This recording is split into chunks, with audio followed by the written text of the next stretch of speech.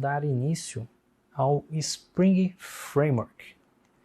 Então, o Spring ele é o framework de desenvolvimento web Java mais utilizado no mercado, né? Pois ele bate de frente com a plataforma Java EE, que na época era uma plataforma muito pesada, burocrática e lenta.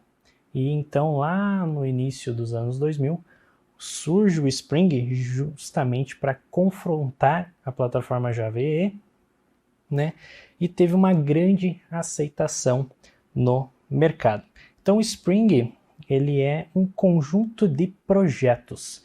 Então, lembra que a plataforma Java EE tinha um conjunto de APIs que resolviam problemas, como enviar e-mail e etc.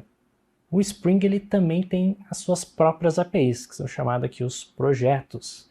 Então, à medida que nós vamos desenvolvendo determinados recursos, nós podemos importar esses projetos para dentro do nosso software. Então, a nossa aplicação ela não fica inchada. Na época, lá nos anos 2000, a plataforma Java EE era, como naquele exemplo que eu dei, um tiro de bazuca.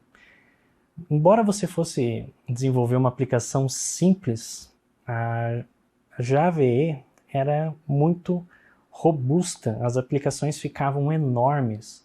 Muita gente reclamava por ela ser enorme que eram lentas. Então o Spring ele surge lá no início dos anos 2000 justamente para oferecer uma plataforma mais simples de desenvolvimento utilizando a linguagem Java. Então vamos ver um pouquinho da história do Spring. Então peço que você me acompanhe nos slides. Então lá em 2002, o Rod Johnson ele lança o seu livro Expert One-on-One Java 2 EE Design and Develop. Então neste livro ele aborda como utilizar a plataforma Java EE de forma que as aplicações não fiquem inchadas, não fiquem pesadas e lentas. Então, neste livro, ele propôs utilizar dois padrões de projeto, classe espojo e inversão de controle. Esses dois conceitos nós vamos abordar mais adiante. Então, assim que ele lançou esse livro, ele fez muito sucesso. Vendeu bastantes exemplares e foi convidado para desenvolver um framework baseado neste livro. Então, neste livro, ele explica como desenvolver um sistema de compra de passagens aéreas, que na verdade é para reservar o assento, de uma forma bem fácil e simples. E teve muita aceitação pelos desenvolvedores. Então, com isso, o Hoergen e o Ian Caroff chegaram para o Rod Johnson e sugeriram: vamos criar um framework baseado no seu livro. Então, em 2003, eles criaram a primeira versão do Spring.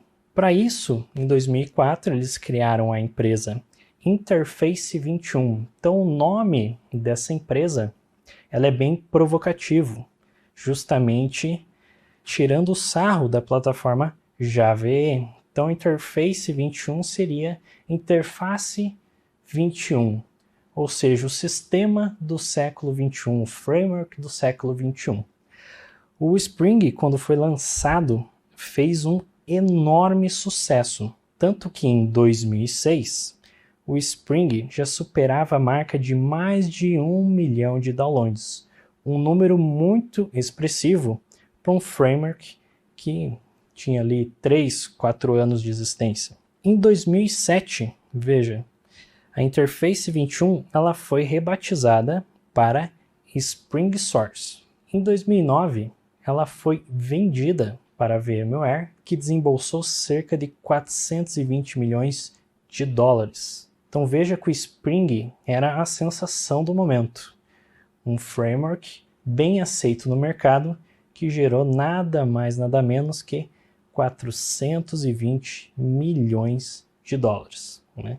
Atualmente é gerenciada pela empresa Pivotal, então uma joint venture, que é gerenciada pelas empresas VMware e EMC. Então, vou pedir para que você me acompanhe aqui no monitor, que nós vamos abordar dois conceitos muito importantes da plataforma Spring. Dentre essas características que foi mencionado anteriormente no livro, que era a construção da aplicação com classe espojo e injeção de dependência, então nós vamos abordar esses conceitos. Então, classe espojo. Então, ao invés de utilizar os EJBs, que eram componentes mais pesados, ele sugeriu implementar com classe espojo. O que é uma classe espojo? É uma classe bem simples, que ela é constituída pelo construtor padrão da classe e possui apenas getters and setters. Então, uma classe extremamente simples para as entidades do sistema. Já na injeção de dependência, a gente busca reduzir o acoplamento entre as classes. O que isso significa? É diminuir a dependência de uma classe com a outra, de forma que eu possa reutilizar este código em outros projetos sem ter que modificar muito a estrutura dessas classes. Então aqui nós temos dois quadros. Neste primeiro, uma classe sem a injeção de dependência e no segundo quadro, uma classe com a injeção de dependência.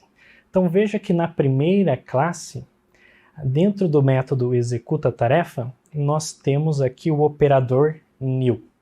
Então, como você já sabe, quando nós vamos instanciar um objeto, nós vamos utilizar o operador new. Então aqui existe um forte acoplamento. Já nesta outra classe, que é a mesma classe, só que com a modificação que essa tem injeção de dependência, eu já não tenho mais o new. Então veja, essa classe não tem o new. Aí você deve estar se perguntando, mas onde que ocorre a instanciação do objeto tarefa? Porque se você não instancia o objeto, não tem como você utilizar os métodos e nem acessar os atributos. Então veja que aqui eu tenho a notação auto-wired. Então essa notação ela é gerenciada pelo Spring.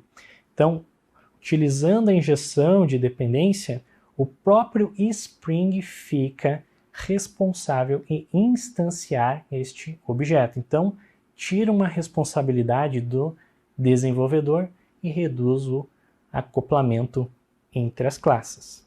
Então, através da injeção de dependência e das classes POJO, surge o Spring, que tem uma grande aceitação no mercado e hoje é o framework de desenvolvimento mais utilizado.